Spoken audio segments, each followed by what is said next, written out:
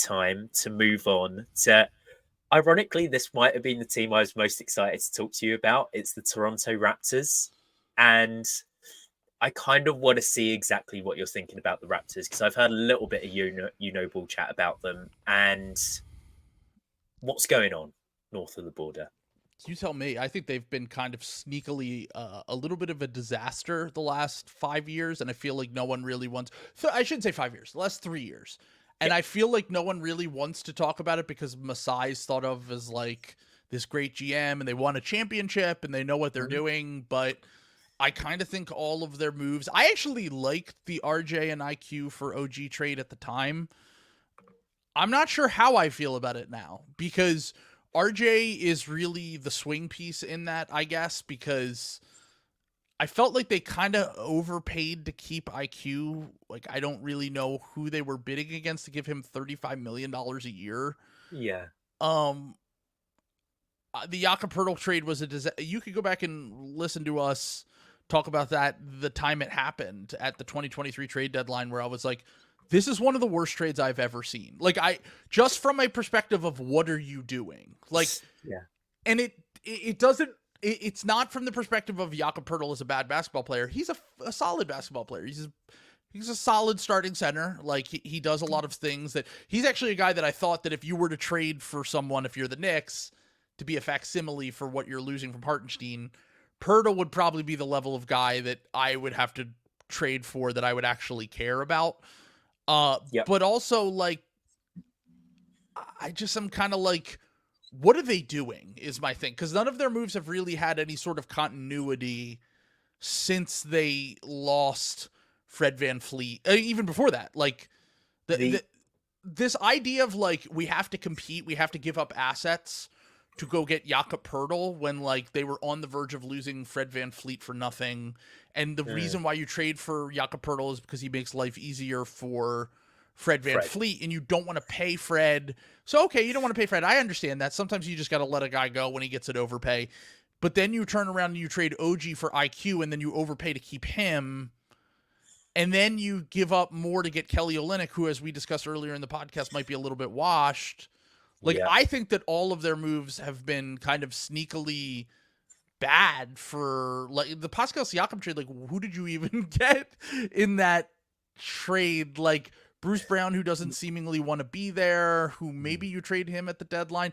I just don't really know what to make of this team, because I think that they're at a severe talent deficit when you compare them to the rest of the NBA. I think maybe that Scottie has an IQ and RJ have a better year than I expected. You might get, like, the 10 seed in the best case scenario, but I think that you're probably looking at a bottom 5 team in the East, and the East is the weaker conference, and I don't really know what they're doing. Like, they traded away a top 10 pick. I don't know. I've kind of hated every move that they've made, especially now in retrospect, that the IQ RJ for OG trade. You had to get something for OG, to be clear, and I don't think paying him $40 million a year would have done anything for them. But I also am just like, I don't know, it feels like there has been kind of no real plan there. They've just been kind of winging it for the last 3 years and constantly pulling themselves in different directions. To me, the Poeltl trade is like one of the most short-term moves we've ever seen made, from the point of view of, what you spoke about like an hour ago with Daryl Morey and the Kuminga idea and the securing your job forever and ever. There's an idea that maybe Masai looked at that court and said, oh my God, if this doesn't work out, I have to go into a rebuild. I want to be, vying for championships, etc. And, there could have been a scenario where Jakob comes in and fits, hand in glove, and suddenly they're one of the 3-4 best teams in the East. They have Scottie Barnes as their X factor, and they can sort of keep this train going a little bit. But because Fred left straight away, it just immediately looked outdated. I look at them and I really hope that they're one of the worst 5 teams in the East, because long term, that's what they need to be to get the talent through the door. My worry is I think I'm a little bit higher on them short term. I think they have a fair amount of creation. When you look at Scottie, when you look at RJ, you look at Quickly, Poeltl is a sort of floor-raising center as well. I'm really worried they're the 9 or the 8 seed, because I think that the East is so crap down the bottom that if they find themselves in a scenario where they don't have a top 5 pick next year, I don't see how they ever get the talent on the roster to actually vie for a championship long term. And that's me saying that as a massive, massive Scottie Barnes fan. Yeah, I mean, I guess my thing is like they're kind of in a position right now where like their floor spacers are just floor spacers. And like RJ Barrett is not a floor spacer.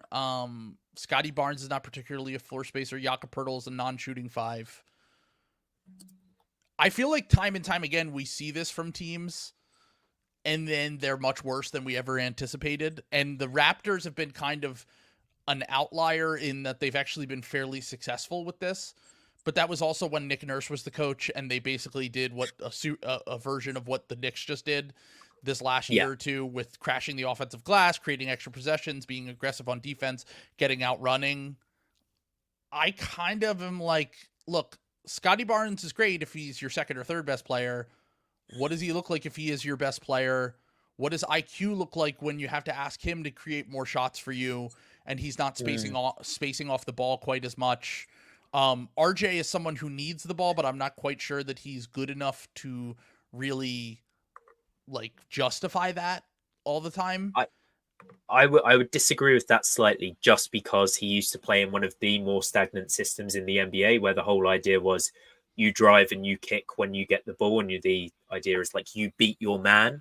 I think that once he got to the Raptors in more of a movement heavy system, he's actually looked far better because he's catching on the move. It's not all from sort of a standing start, and his efficiency is actually ballooned aside from the free throw percentage to the point where I think he was shooting 39% from 3 last year, 55% from the field as a Toronto Raptor as well. It's he's a great transition sample player. Though, is my thing. Is like if you look at the sample of the majority of RJ Barrett's career, the team has always been better when he's off the court.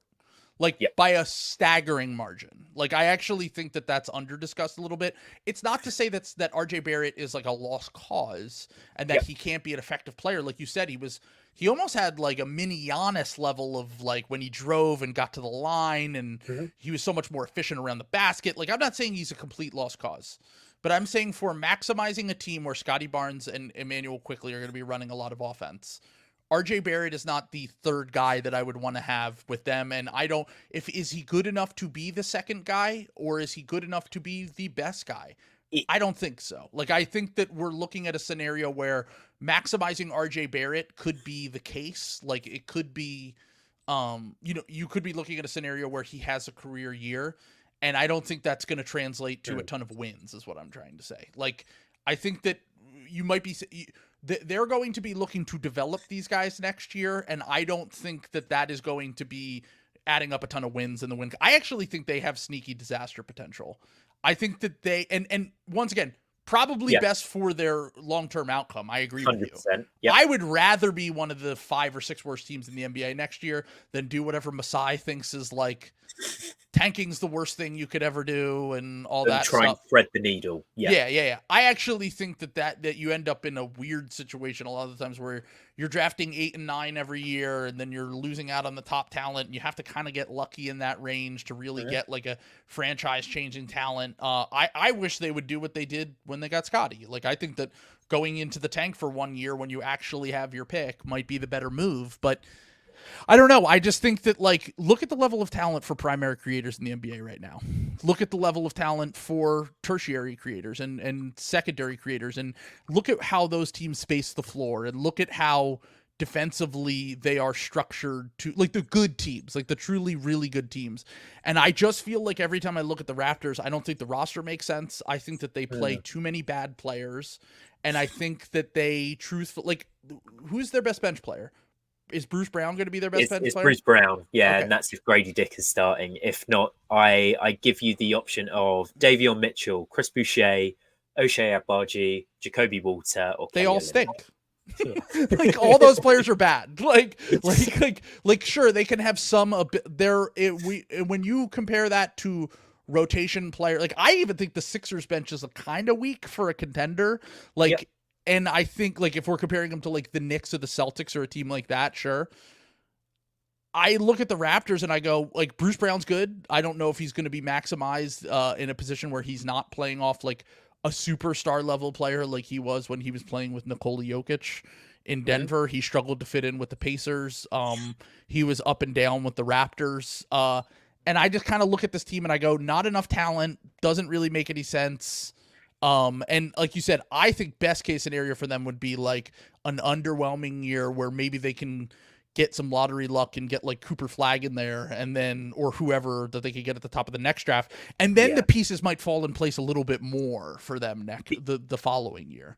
Because the other thing is, let's say that they're right. And let's say that I think you probably argue that Masai is 5 to 10% higher on Scottie, RJ, and Quickly than certainly you are, Trill, or most of sort of like the NBA analysts are out there.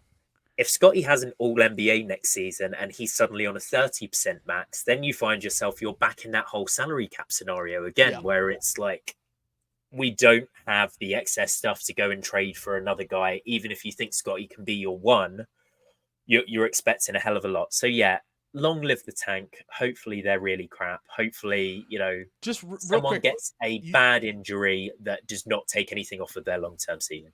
You said the 8, they might get like the 8 or the 9 seed. To me, like, let's just like talk about the top seed. Like this, obviously there are a few teams I think are going to be locked in to the playoffs. Like the Celtics, the Knicks, the Sixers, the Bucks. I think are going to have a little bit of a bounce back year in terms of probably a top 6 seed.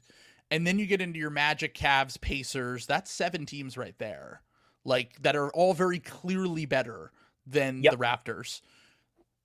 I think Miami actually could be pretty good this year. Like, I don't think they're going to be a top 6 seed lock by any means, but I actually think it's a Jimmy thing, isn't it? It's contract what year is Jimmy Butler doing? Yeah, contract year Jimmy, where he actually wants to get another bag and is like was called out a little bit by Pat Riley.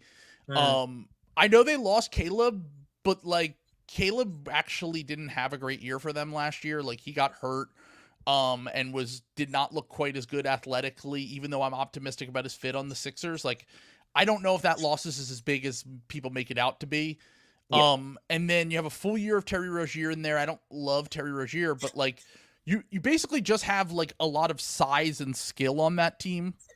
And some actual young players that can contribute as well. It's not Kevin Love at the 4 anymore. Hopefully Nikola Jovic sort of sustains and can be their starting 4. And suddenly it's like, hey, it's Jaime Jaquez and Nikola Jovic. Sure. It's not Josh Richardson and Kevin Love.